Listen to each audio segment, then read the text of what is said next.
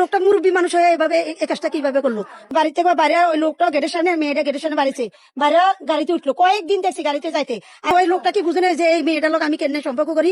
মেয়েটা যদি খারাপ হইতে পারে, লোকটা তো কোথাও। দর্শক, আপনারা জানেন যে জামাতের এমপিকে নিয়ে কিন্তু সারা বিশ্ব এখন তোলপাল চলছে। সে যে অনৈতিক কাজ করেছেন, এই বয়সে তিনি যেই কাজ করেছেন, এই কাজ নিয়ে কিন্তু বর্তমানে বিস্ময়কর প্রশ্ন আছে। সবার মধ্যে চলছে মিশ্র প্রতিক্রিয়া। এই মেয়ে, এই মহিলা কি বলে, অবশ্যই ভিডিওটি সম্পূর্ণ দেখলে আপনারা বুঝতে পারবেন। লোকটা তো কোথাও পাইতো যে হ্যাঁ তোমার মেয়ের আমি আরো ভালো টাকা পয়সা খরচা করে আমি বিয়ে দিয়ে দুম।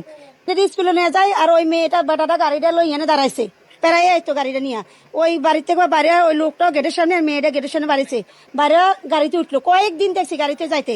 আরেকদিন আমরা এই জায়গায় দাঁড়াইছি, স্কুলে যাইতেছি, বেটাটা কি করলো, এই দোকান থেকে নিয়ে মেয়েটার আইসক্রিম দিল হাতে। ওই যে কোন আইসক্রিম দিল হাতে, হ্যাঁ ওই লোক আসতো তো, এখানে আসতো তো, এখানে গাড়ি নিয়েছে, এখান থেকে আইসক্রিম নিয়ে ওই দোকানে দিছে ছিল।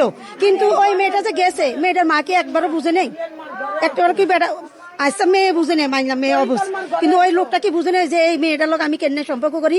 মেয়েটা যদি খারাপ হইতে পারে, লোকটা তো কোথাও পাইতো যে হ্যাঁ তোমার মেয়ের আমি আরো ভালো টাকা পয়সা খরচা করে আমি বিয়ে দিয়ে দুম। কিন্তু আমি তো এটা সম্ভব না, যদি মেয়েটা ওর প্রতি আকর্ষণ থাকতো। ওই লোকটা কি বলতে পারতো না কথা? ওই লোকটা মুরব্বী মানুষ হয়ে এইভাবে এই কাজটা কিভাবে করলো? ওই লোকটার বিচার হওয়া উচিত ছিল সবচেয়ে। আত্মীয় বাসা কোনটা এই লাইনে ভাড়া থাকতো, আর এই যে এই রুমে থাকতো, এরা আত্মীয় না। মানে ওই যে মাসুমও শুনছি সত্যিকারই আত্মীয় না। ওই ড্রাইভারের সাথে মাসুমের সাথে মানে ছিল, ড্রাইভারে নিয়ে ওই লোকের দিছে, পরে জানছে যে এটা ভালো লাগে। ওই হিসাবে মাসুদ জামাত করে, তখন শুনছে যে এই লোকটা জামাত করে, তখন মাসুমের সাথে ওর সাথে সম্পর্ক গড়াই গেছে, ভালো হয়েছে। এই যে 1 মাস না 2 মাস হয়েছে এখান থেকে যায় এই স্বপ্ননগরের ওইদিকে রুম ভাড়া লয়ে দিছে। কিন্তু ফ্ল্যাট লইছে নাকি আমরা জানি না, এটা আমরা এখন শুনতে আসি। জানি যে ওই যে স্বপ্ননগরের ওই সাইডে আলীনগর আছে, ওইখানে নাকি ওরা 50,000 টাকা ভাড়া, ওইখানে ভাড়া গেছে। সেদিনও মাসুম আমরা জিজ্ঞেস করছে, আন্টি আপনাদের এদিকে কি রুম খালি আছে? ওই কেন, তুমি না বড় লোকের লাগে গেছো? কোন ওদিকে ভাল লাগে না, ওদিকে থাকা শান্তির পাই না, মানে নীরব এলাকা ভাল লাগে না এলাকা। কোন আমি কেছি না, এখানে তো খালি নাই।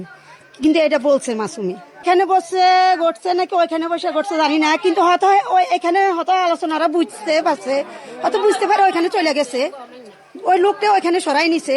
তাহলে মাসুম তো ওইখানে যার কথা না, এই দোকানে বসে আলু বেচতো। লাস্টে এই যে এই 1 বছর হয়নি এই দোকান রয়েছে, 1 বছর হয়নি, এই যে বুড়া বুড়ির পরে মনে হয় এই দোকানটা নিচ্ছে, এই দোকানটা হাইফাই করছে। কিন্তু আগে এই বাসাটা মেয়েটারে রাখছে, 3টা মেয়ে ছেলের। ও বলছে আমরা একটা বিয়ের কাম আনছি, পরে বলছে তোমার মেয়েটা সুন্দর আছে, বিয়ে শাদী দিবা? আন্টি দোয়া করে না, আমার অনেক চেষ্টা আছে যে আমি মেয়েটারে ডাক্তারি পড়ামু, আমার যদি আল্লাহ তৌফিক দেয় আমি চেষ্টা করবো আমার মেয়েটারে ডাক্তারি পড়ার লাগে। এটাও বলছে, ওই অনেক